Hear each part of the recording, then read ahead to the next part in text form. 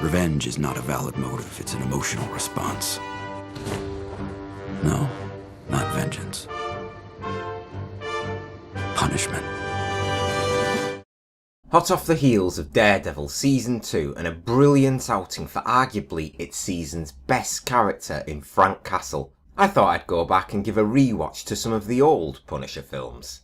Thus I began at The Punisher from 2004. Now I know Dolph Lundgren had his own version previous to this, but this is the film which was the fondest in my memory. I know it's not the greatest film out there, nor does it ever really reach the true heights of what Frank Castle is all about, but nevertheless I am not shy to say that I do enjoy this movie. Without a doubt, the best part of the film is Thomas Jane. You just get the feeling when watching him that he really loves the character that he is playing, and he makes you believe that Frank is a damaged and broken man. By now most people know the origins of how Frank Castle turns into our avenging anti-hero. Whether it by film or TV series, each representation always arrives at the same destination, and that is the violent murder of Frank's family. That is the beginning of The Punisher, and the event that starts him off on his warpath. Responsible for that in this film is mobster Howard Saint, or to be specific, his wife, since she's technically the one who gave the order. Howard just approved it. Now John Travolta is a great actor, but it wasn't exactly his greatest outing here as our main villain. It's not that I don't think he's suited to it, it's that you just don't get to see a real dark side to him, or him being truly frightening. He commands authority over his men, sure, but you never really fear him, or feel that he stands as a potential threat, one-on-one that is, against Frank. He starts off better than he fades out, as he gave the go-ahead for his men to slaughter the entire Castle family. Why? Well, Howard's son was fatally shot by the police at the beginning of the film where Frank was undercover, and the Saints wanted revenge. His right-hand man, Quentin, and his other pretty boy son led the assault, and honestly it was probably the most brutal part of the film. Seeing all of Frank's family get gunned down at their family reunion with his wife and son being ran down by Howard's main henchmen would damage any man to their core. Frank got to take out some of the men before eventually being injured and then shot through the chest. But like many bad guys throughout cinema history, they fell short at making sure that their target was actually dead. It's brief on the specifics, but Frank survived his wounds via the witch doctor in the area, and thus began his quest for vengeance against the man who murdered all of his family. It was pretty good watching him target all of the weaknesses in Howard's business, blowing up his boatloads of money whilst just toying with all of his men, and then marching straight into one of Howard's banks and putting his money to good use by throwing it straight out of the window. Out of all of his plans though, getting Howard to turn on both his best friend and his wife would be the most satisfying of them all. Both played major roles in the murder of his family, so to get Howard to tear his own family apart piece by piece, only to have it be revealed to him at the end he had been set up the entire time, gave Howard the same crushing feeling that he afforded to Frank. Now an aspect of the film that I've seen a lot of people divided on was Frank's three neighbours, Dave, Bumbo and Joan.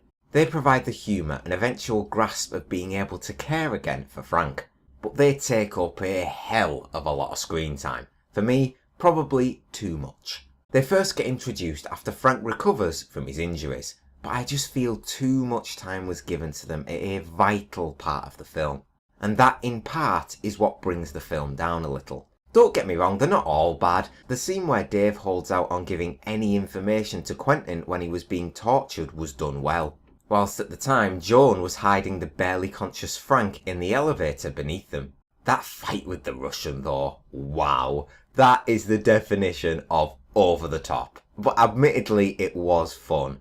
Fighting with fridges, sinks, toilets, doors, through walls, anything really that he could get his hands on, all whilst his neighbours were completely unaware of what was going on next door.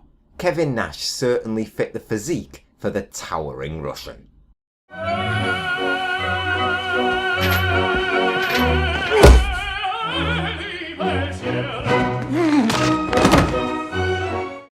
Another character that was really the court jester of the film was Mickey. He had plenty of forgettable lines and reacted in ways that no normal person would when under the threat of death. It was just laughable at times.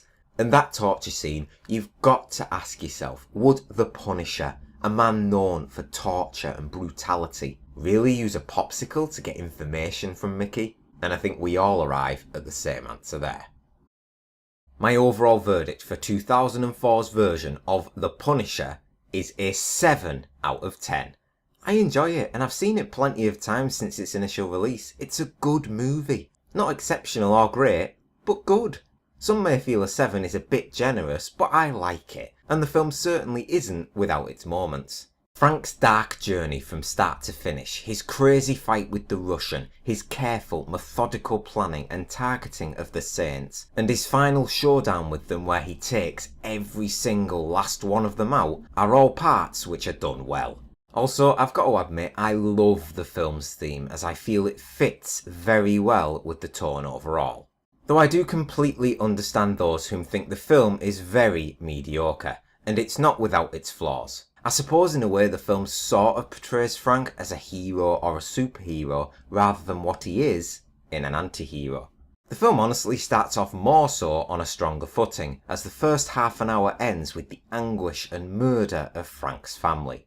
It's a dark way for a character to begin their story, possibly the darkest of them all, and it's one of the reasons why I feel the Punisher is a very well-liked character in the whole of the Marvel universe. And he is one of, if not my favourite Marvel character overall. It's only when the middle of the film begins to approach is when it starts to falter a bit. Too much time is spent focusing on the neighbours, and when that assassin Harry Heck turns up, who had a song written in honour of Frank's death, he also was guilty at trying to toy with his prey, a recurring trait that all of the movie's villains seem to have going for them. The film just seemed to lack on the brutal nature of the Punisher kills. The closest we get to that is that massive paper cutter thing which was slammed into one of the Saints' henchmen. That was pretty good. And the kills do get better towards the end, but other than that most of them can be probably considered as fairly tame. Like I said earlier, the best part of the film, hands down, is Thomas Jane, and he should be commended. His acting is great, and overall I just felt he fit the role of Frank Castle very well. He is the main reason which brings the score up. It's a bit of a shame really that he never really got a chance to showcase how much he loves the character. Or did he? Coming up for my next review is The Punisher short, Dirty Laundry. And as always, thank you very much for watching. Please leave a like, comment and subscribe if you enjoyed the review. And I'll see you on the next one. Frank Castle is dead. Call me The Punisher.